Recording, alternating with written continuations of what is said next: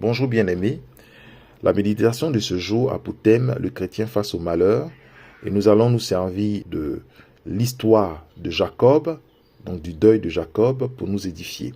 La Bible dit dans le livre de Genèse 37 verset 33, Jacob l'a reconnu et dit c'est la tunique de mon fils, une bête féroce l'a dévoré, Joseph a été mis en pièces et il déchira ses vêtements. Il mit un sac sur ses reins, il porta longtemps le deuil de son fils, tous ses fils et toutes ses filles vinrent pour le consoler. Mais il ne voulut recevoir aucune consolation. Il disait, c'est en pleurant que je descendrai vers mon fils au séjour des morts. Et il pleurait son fils.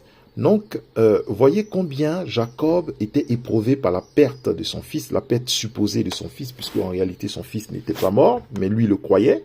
Et il a gâché à peu près 20 années de sa vie à pleurer son fils. Donc 20 années dans le deuil, dans le tourment, dans les larmes, dans les lamentations où la nourriture n'avait plus de goût pour lui. Il a gâché 20 années de sa vie à pleurer son fils. Parce que la Bible dit qu'il pleura longtemps, il porta longtemps le deuil de son fils. Mais en fait, c'était du gâchis parce que finalement, c'est au bout de 20 années au moins qu'il a vu, n'est-ce pas, son fils Joseph qui n'était pas mort. Il a cru mort, mais il ne l'était pas. Et cette histoire doit nous amener à nous interroger sur notre attitude face au malheur, face aux difficultés, face à la dépression, face au choc que nous pouvons connaître.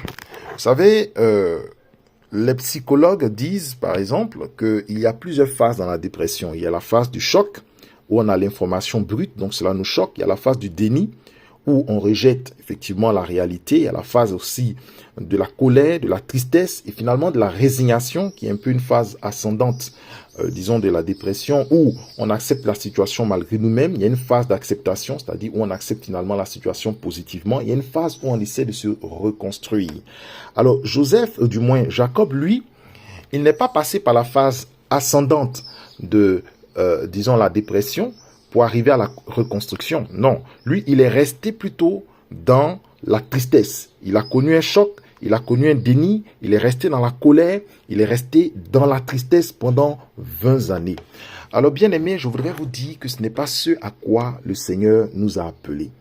Nous pouvons connaître des situations de deuil, de divorce, de perte d'emploi, d'échecs chroniques, sur le plan scolaire, sur le plan professionnel, de pression au travail, de problèmes financiers, de problèmes de mariage parce qu'on ne se marie pas, ça prend du temps, des problèmes de couple. Il y a divers problèmes auxquels on pourrait être confronté. Mais bien aimé, il faudrait que nous arrivions en tant que chrétiens à prendre le problème à bras le corps en se confiant dans le Seigneur. Vous voyez, à l'inverse même de Jacob, Joseph lui-même qui était concerné par la situation, la Bible déclare que l'Éternel était avec lui et la prospérité l'accompagnait. Lorsque vous prenez le livre de Genèse 39, verset 2, vous lirez l'Éternel fut avec Joseph et la prospérité l'accompagnait. En tant qu'esclave, la prospérité accompagnait, n'est-ce pas, Joseph. C'est vrai qu'il a été déçu du fait qu'il a été vendu aux Ismaélites encore par ses frères. Donc il a connu toutes ces phases-là de choc, de déni, de colère. Mais le Seigneur étant avec lui, il a fini par accepter la situation. Ça n'avait pas dit qu'il se plaisait dans l'esclavage, mais il a accepté cette situation afin que le nom du Seigneur soit glorifié. Et lorsque vous prenez le verset 21 toujours du même chapitre Genèse 39, le Seigneur dit, la Bible dit, l'Éternel fut avec Joseph et il étendit sur lui sa bonté. Il étendit sur lui sa bonté et l'Éternel lui donna la réussite. Il a été emprisonné une première fois par Potiphar, sous la calomnie, n'est-ce pas, de la femme de Potiphar. Il a été réemprisonné et lorsqu'il a fait, n'est-ce pas, disons cette deuxième étape de son esclavage, donc de la prison, la Bible déclare qu'il était avec lui. C'est-à-dire que dans tous les cas de figure, que ce soit avec Potiphar, que ce soit dans une autre prison, l'Éternel était avec Joseph. Il a accepté sa condition, il a accepté sa situation. Et puisqu'il a accepté sa situation, le Seigneur a fini par l'élever, par reconstruire sa vie, par reconstruire son identité. Lui qui était esclave, il s'est reconstruit par la grâce de Dieu en devenant finalement Premier ministre.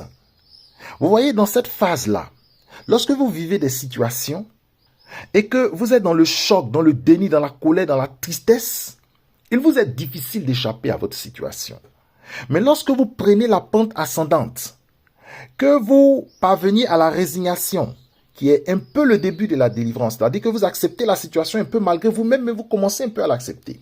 Ensuite, vous passez à un pan supérieur. Vous finissez par accepter pleinement la situation comme étant partie de votre vie et que vous acceptiez, n'est-ce pas, de tourner votre cœur vers le Seigneur, c'est-à-dire que vous n'en voulez pas au Seigneur ni aux autres. Vous êtes dans une phase d'acceptation de la situation. Vous parvenez finalement à la reconstruction de votre vie. À la reconstruction de votre vie. Joseph est passé par ces étapes-là. Alléluia. Au moment où son père était dans le deuil, pendant 20 ans, lui, pendant 20 ans, il a traversé toutes ces étapes finalement pour finir à une forme, à une phase ultime de restauration. Bien-aimé, lorsque tu traverses des temps difficiles, il ne faut pas rester longtemps dans les difficultés et dans le malheur. N'y reste pas longtemps, n'y plonge pas ton regard, n'y laisse pas tes pieds. Il faudrait que tu arrives à une phase de reconstruction, que tu acceptes la situation et que tu te tournes maintenant vers le Seigneur. Prenez le cas d'Anne. Lorsqu'elle avait besoin de son fils, la Bible déclare qu'elle allait dans le temple, elle a prié. Lorsqu'elle a prié, la Bible déclare qu'elle en est ressortie dans la joie. Est-ce que ça veut dire qu'elle est ressortie immédiatement avec un enfant? Non. Elle est ressortie dans la joie parce que elle n'était plus ni dans le déni, ni dans le choc, ni dans la colère, ni dans la tristesse, encore moins la résignation. Elle était dans l'acceptation qui allait, n'est-ce pas, précéder la phase de reconstruction, c'est-à-dire la phase de bénédiction. En fait, l'acceptation, c'est un peu la bénédiction avant l'heure. C'est comme si tu étais en train de récupérer la bénédiction par la foi. C'est vrai que tu ne l'as pas physiquement, mais tu sais que tu l'as au fond de toi-même parce que tu as accepté la situation que tu vis et tu as accepté que le Seigneur intervienne. Tu n'es plus un peu dans les rancœurs, dans les rancunes. Tu n'es plus dans la médisance. Tu n'es plus dans les racines d'amertume. Ton cœur est libéré. Tu n'en veux plus à celui qui t'a offensé. Tu n'en veux plus à celui qui t'a peiné, qui t'a découragé. Tu ne cherches plus de bouc émissaire. Tu es dans une phase, n'est-ce pas, de guérison. Il faudrait que, bien-aimé, tu sortes de ta situation de malheur et de trouble. J'ai connu un peu une situation extrêmement douloureuse et je suis passé par toutes ces étapes-là. Et un jour, j'étais dans un véhicule et la personne qui était à côté de moi, j'ai poussé juste un ouf. Et la personne m'a dit, « Ah, mais qu'est-ce que tu as ?» Je lui ai regardé avec un petit sourire. Je lui ai dit, « Non, c'est parce que je suis heureux. » Et la personne était très étonnée de ma réponse. Elle disait, « Ah, on n'a pas l'habitude d'entendre ça. » Mais en fait, elle était étonnée par la spontanéité de ma réponse qui traduisait mon état d'âme en réalité. Parce que effectivement, le Seigneur m'avait guéri très profondément. Il m'a restauré et j'ai pu lui dire spontanément non, c'est parce que je suis heureux. Je me sens comblé. Je me sens rempli de lui et je me sens comblé. Bien-aimé, je voudrais que tu puisses expérimenter dans les difficultés que tu traverses cette phase de reconstruction de ta vie. Que tu comprennes que le Seigneur est ton héritage, qu'il est ton lot. Que tu mettes en lui ta confiance. Que tu sortes des périodes de larmes qui ont longtemps trop duré dans ta vie. Prenez le cas de David. David est allé à une bataille.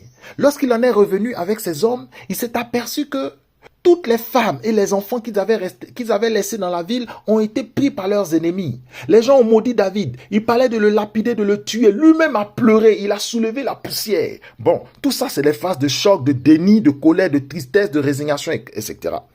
Mais une fois cette phase passée, qu'est-ce qu'il a fait? La Bible déclare qu'il allait chercher la face de Dieu. Le Seigneur lui a dit, va combattre, tu vas prendre les personnes qu'ils ont kidnappées, tu vas les prendre. Il s'est levé, il allait les combattre. Il n'est pas resté dans la résignation. Il n'est pas resté dans l'inactivité. Il s'est levé, il allait reprendre ces personnes par le combat. La Bible dit quoi? Lorsque Lazare était mort, la Bible dit, Jésus pleura. Mais il pleura là. Il n'est pas resté dans les pleurs. La Bible poursuit pour dire, il frémit dans son esprit et il alla au sépulcre, c'est-à-dire au tombeau. Mais il allait faire quoi dans le tombeau là-bas? Mais il allait pouvoir ressusciter Lazare. Il n'est pas resté tout le temps dans les larmes, dans les pleurs. Donc tu ne peux pas rester pour une situation donnée tout le temps dans les larmes et dans les pleurs. C'est toi qui te mets à ressasser dans ton cœur. Non, sors de cette situation. C'est une pourriture pour ton âme. C'est des racines et des rejetons d'amertume qui ne vont pas te faire avancer. Je voudrais t'inviter, bien-aimé, à ne pas gâcher ton temps dans le deuil et dans les larmes. Lève-toi avec foi et avance. Il ne faut pas laisser indéfiniment dans les pleurs. Les pleurs, c'est normal, mais n'y reste pas longtemps. Il faudrait que ta vie soit reconstruite, soit restaurée par le Seigneur, parce qu'il y a des promesses éternelles pour toi. La Bible déclare que le Seigneur est pour toi un héritage délicieux. Il est pour toi un calice, un partage, un lot. Saisis ces promesses-là et viens au pied du Seigneur, non seulement pour ta guérison, mais aussi pour ta restauration au nom de Jésus. Bien-aimé, que Dieu vous bénisse.